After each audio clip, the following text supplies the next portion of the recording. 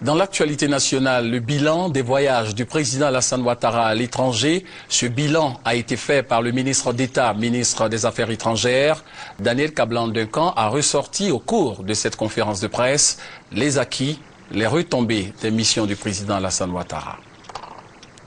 Voyage à l'étranger du président de la République, état de la diplomatie ivoirienne, le retour des déplacés, les mouvements diplomatiques. Ce sont autant de questions abordées par le ministre d'État, ministre des Affaires étrangères, Daniel Kablan-Duncan, au cours de sa rencontre avec la presse nationale et internationale.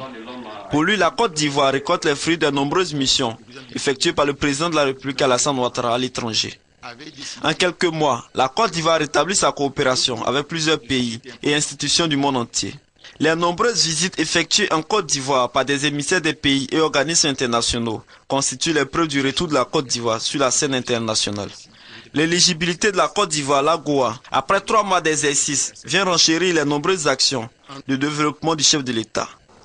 En ce qui concerne les mouvements diplomatiques, le ministre d'État, ministre des Affaires étrangères, Daniel Kablan-Duncan, a expliqué aux journalistes que tout est prêt pour la nomination des ambassadeurs.